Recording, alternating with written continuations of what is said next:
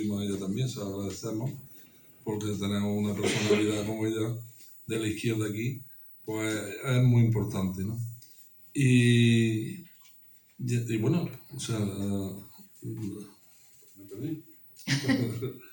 Bueno, lo que quisiera es hacer un poco, o sea, cuál es el posicionamiento del sindicato respecto al conflicto de Palestina y cuál es la situación que se vive.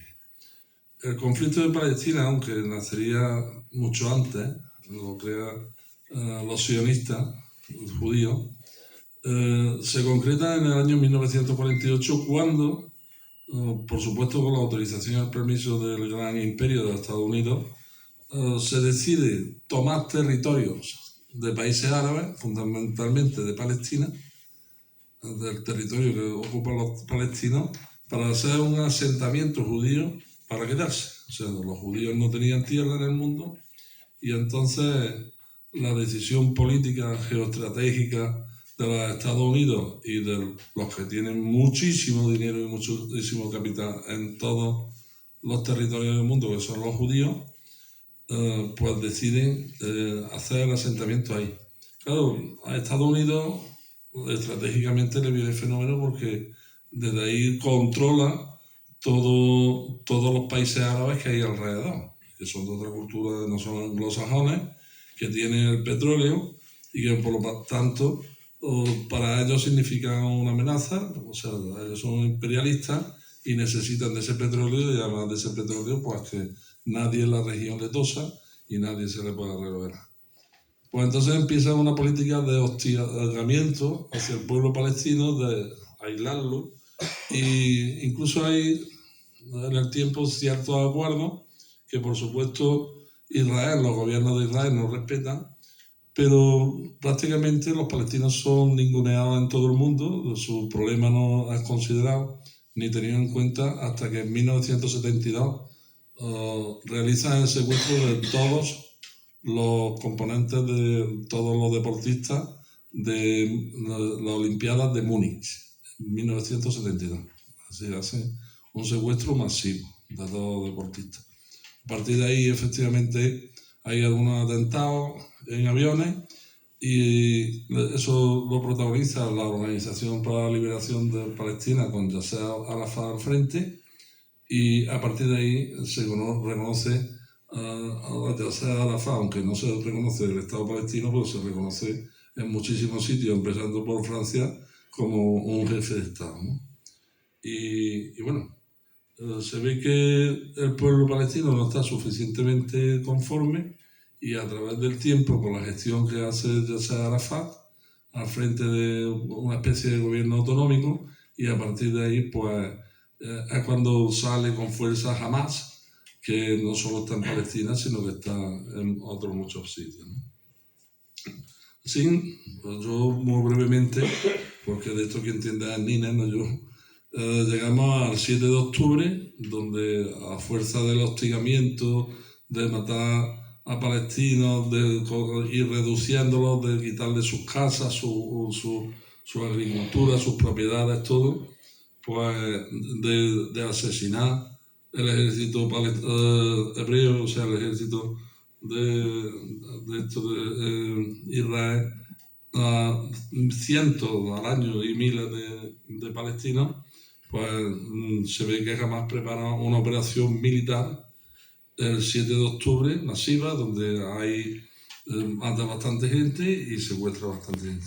La respuesta del Estado israelí no ha sido una respuesta de guerra, no ha sido una respuesta, bueno, lo de Hamas es estratégico para demostrar que teniendo tecnología le podía hacer daño y le podía hacer daño en definitiva al Estado israelí para que frenara en su avance y para, de expropiar tierras, de ocupar tierras más que de expropiar, y de aislamiento del pueblo palestino. La respuesta ha sido brutal, ha sido un genocidio, aquí no hay guerra, aunque al inicio sí que hubo, porque para el mes de enero, febrero de octubre del 23, fue del 24 del año pasado, la respuesta de los palestinos fue que se habían cargado, a eso no sale en los telediarios, 3.000 y pico tanques. Es decir, que ellos están dotados de tecnología suficiente, porque hoy hay tecnología, aunque estén en los túneles, para dar cierta respuesta, pero claro, la respuesta que están dando es una respuesta de arrasar, como estáis viendo, o sea, arrasar sobre lo arrasado, ¿no? Bueno, ahí hay que decir que, como sabemos todos, el puntal principal es Estados Unidos, pero también la Unión Europea. Es decir, la Unión Europea ahí va a la rastra de Estados Unidos. Estados Unidos, hay que decirlo y reflexionar sobre ello, que es el imperio más importante militar que ha existido nunca jamás en la historia, ni romanos, ni no hay otro imperio superior a ese militar, y para dominar el mundo y para explotarlo económicamente está dispuesta a hacer la guerra que sea falta y tener la suficiente fuerza. Tiene, creo que miles de aviones, tienen 5 o 6 portaaviones y tienen, además su economía en gran parte está basada en la industria de la guerra, o sea, en la industria militar, ¿no? Por lo tanto, Estados Unidos, que tiene un compromiso ahí desde siempre, pues también por razones económicas, evidentemente, pues es la que mantiene eso. Y España, pues tarde y en base a la presión que el pueblo español o los pueblos de los distintos del Estado español, los distintos pueblos por donde ha ido pasando la vuelta, pues ha hecho que se vuelque la opinión pública mayoritariamente en un 82% a favor de la situación de Palestina y en contra del genocidio. Eso el gobierno español le hace tomar una serie de medidas. Una serie de medidas que yo sospecho que están negociando con los Estados Unidos, porque nosotros tenemos un territorio ocupado que son las bases militares y Pedro Sánchez, como presidente del gobierno, no puede decir así porque sí, aquí no va a pasar ni combustible, eso más o menos lo podría controlar por los puertos, pero lo que no puede controlar son los aviones que salen de las bases militares que cada vez están más ampliadas, porque esa soberanía, y digo soberanía, esa no la tenemos. Esa de hace años empezó con Franco y sigue en la actualidad, pues sería a los Estados Unidos, evidentemente. Bueno, es muy peculiar que toda la derecha, todo el espectro político y económico, porque no olvidemos que detrás del espectro político, que es el que hace muchas payasadas, está el espectro económico, pues empiezan a utilizar el término terrorismo. ¿Pero qué terrorismo? O sea, el genocidio de matar miles. Bueno, hoy se hablaba ya que no son 65.000, que son la propia ONU, que son 650.000. El hecho de matar sin defensa a miles de niños, mujeres y hombres, o sea, eso no es terrorismo. ¿Eso cómo se le llama? ¿Eso no crea terror en la población? O sea, si alguien se defiende legítimamente con violencia, porque rezando el Padre Nuestro no se defiende eso. Eso se llama terrorismo. Claro, porque lo dicen los líderes de la Unión Europea y porque lo dicen los interesados en volcar la opinión pública en contra de crear precisamente la confusión, el miedo y el terror entre la población a la disciplina que marca el capitalismo, en definitiva, ¿no? Bueno, decir que sindicalmente nosotros los trabajadores somos una sola clase y una sola lucha y que nuestras contradicciones las tenemos que gestionar. Pero el problema es, por ejemplo, en la bahía de Cádiz se están haciendo ahora mismo 8 fragatas, por eso hay un montón de carga de trabajo. De hecho, se van a ampliar en 2.000 trabajadores y el otro día se trajeron a más de 100 de Perú, soldadores, cuando los de la huelga del metal, los dirigentes compañeros nuestros de la CTM, están a 2.600 kilómetros, no podemos decir ni dónde están trabajando, porque no los dejan trabajar. Pero lo que digo, la contradicción es que hay esa carga de trabajo porque hay 8 fragatas militares. Pero no me quiero ir allí, me quiero ir a Córdoba, donde van a poner aquí ¿cómo se llama? El polígono geoestratégico de mantenimiento de todo el ejército, la base de logística, se llama, de todo el ejército español, lo van a poner aquí en Córdoba. Eso significa que nuestra economía, que nosotros, para poder comprar nuestros pisos, casarnos, tener hijos, tener vivienda, educación, poder viajar, todo eso, para poder vivir en definitiva, vamos a depender de una economía militar. Y eso significa que esa economía militar sirve para matar gente y para preservar intereses políticos y económicos y culturales. Para eso sirve. Esa misma inversión y ese mismo trabajo se podría hacer en hacer maquinaria para encontrar agua, que se está haciendo en Lucena, o para que la gente trabaje menos y viva mejor y se reparta la riqueza. Se podría utilizar. Sin embargo, nuestra economía... ¿Eso qué significa? ¿Que los trabajadores somos culpables? No. Los trabajadores trabajamos en lo que el capital crea, hasta que seamos los dueños de los medios de producción y seamos capaces de organizar la sociedad de una forma socialista. Pero mientras tanto, acudimos al trabajo que nos da.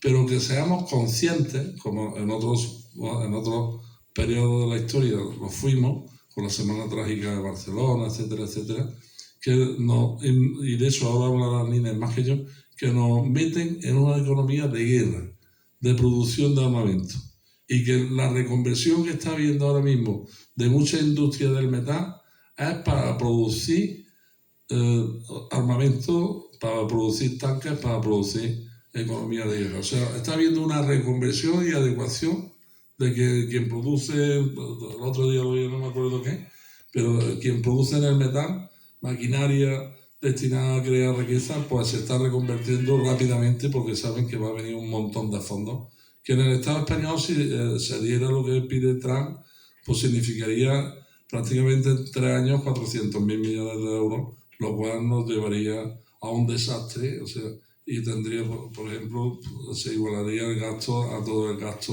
de educación, ¿no? Lo superaría. Entonces, necesariamente tendrían que tocar el gasto de lo que ellos llaman estado del bienestar. Bueno, yo no me quiero prolongar mucho, porque aquí el protagonismo, quien lo tiene y quien sabe de verdad es Nines Maestro. Voy a decir un poquito quién es Nines Maestro para quien no la conozca. Nines Maestro nació en Valladolid, es licenciada en Medicina y Cirugía por la Universidad Autónoma de Madrid, aunque estudió Medicina en Cuba, militante del Partido Comunista de España desde 1974. En 1979 fue elegida concejala de Talavera Reina, Toledo, donde ejerció el primer gobierno municipal electo democráticamente hasta la muerte de Franco como delegada de Sanidad. En 1989 fue elegida diputada en el Congreso por Izquierda Unida, siendo reelegida en el año 1993 y 1996. Fue una de las fundadoras de Izquierda Unida, siendo desde el primer momento miembro del Consejo Político Federal y de la Presidencia Ejecutiva. Dentro de la misma se situó en su ala izquierda.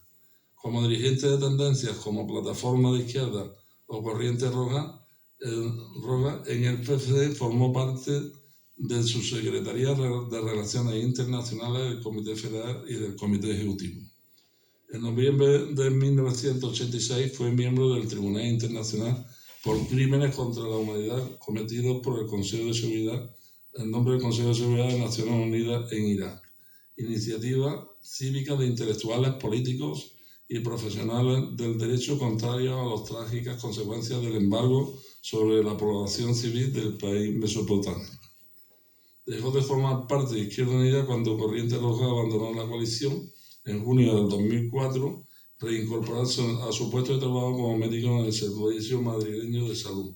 Abandonó el PC tras el 17 Congreso de junio de 1925. Perdón, 5, ya me equivoqué igual. 5, tras rechazar el PC, la propuesta de Corriente Roja de que el PC abandonara Izquierda Unida. Maestro es la principal dirigente de la organización Roja, que aspira a recuperar el proyecto original de Corriente Roja. En la actualidad es la principal dirigente de la coordinadora de núcleos comunistas. y bueno, ha participado en campañas electorales con el Partido Comunista de los Pueblos Vascos, por la que fue investigado. La ilegalizó la candidatura, algunos acordaréis, Iniciativa Internacionalista, que la encabezaba Alfonso Sastre, y fue ilegalizada, acusada de apoyar el terrorismo, pese a que no había ni un vasco, ni medio, ni ningún terrorista, ni ningún vasco. Pero luego finalmente la legalizó el Tribunal Constitucional después de habernos puesto de lo peor, como os podéis imaginar. Bueno, en definitiva, que tenemos ante nosotros una personalidad política y con unos conocimientos extraordinarios de geopolítica. El mes de julio se lo pasa en Rusia, en Bielorrusia, en fin, y ella está al tanto de todo, aunque está jubilada, pero ella continúa en la lucha. Bueno, Nina es maestro. Bueno, pues muchas gracias.